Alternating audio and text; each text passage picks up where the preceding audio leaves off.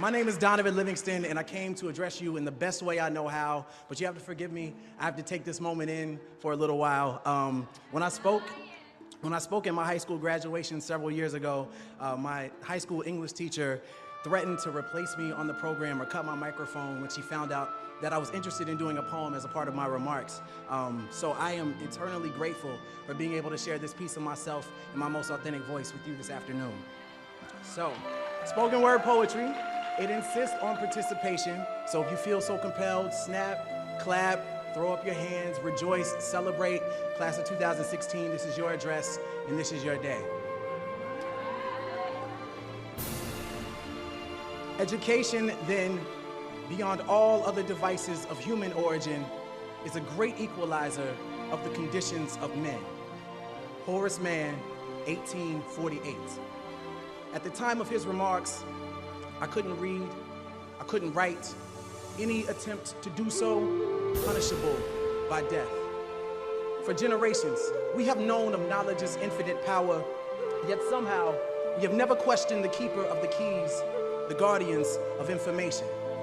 Unfortunately, I've seen more dividing and conquering in this order of operations, a heinous miscalculation of reality.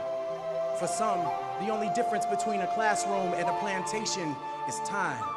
How many times must we be made to feel like quotas, like tokens and coined phrases, diversity, inclusion? There are days I feel like one, like only, a lonely blossom in a briar patch of broken promises, but hey, I've always been a thorn in the side of injustice, disruptive, talkative, a distraction with a passion that transcends the confines of my own consciousness, beyond your curriculum, beyond your standards. I stand here, a manifestation of love and pain, with veins pumping revolution. I am the strange fruit that grew too ripe for the poplar tree. I am a dream act, dream deferred, incarnate, and a movement, an amalgam of memories America would care to forget. My past alone won't allow me to sit still, so my body, like my mind, cannot be contained. As educators, rather than raising your voices over the rustling of our chains, take them off, uncuff us, unencumbered by the lumbering weight of poverty and privilege, policy and ignorance. I was in the 7th grade when Ms. Parker told me, Donovan, we could put all of your excess energy to good use. And she introduced me to the sound of my own voice.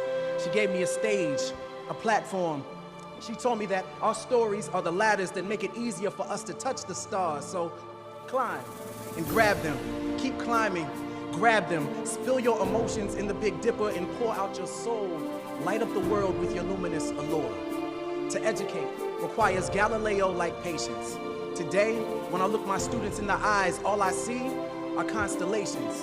If you take the time to connect the dots, you can plot the true shape of their genius shining in their darkest hour. I look each of my students in the eyes and see the same light that aligned Orion's belt in the pyramids of Giza. I see the same twinkle that guided Harriet to freedom. I see them. Beneath their mask and their mischief exists an authentic frustration and enslavement to your standardized assessments.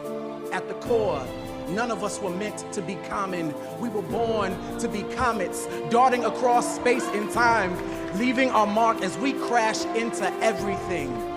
A crater is a reminder that something amazing happened right here.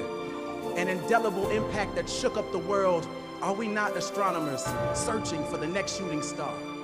I teach in hopes of turning content into rocket ships, tribulations into telescopes, so a child can see their true potential from right where they stand. And injustice is telling them they are stars without acknowledging the night that surrounds them. Injustice is telling them education is the key.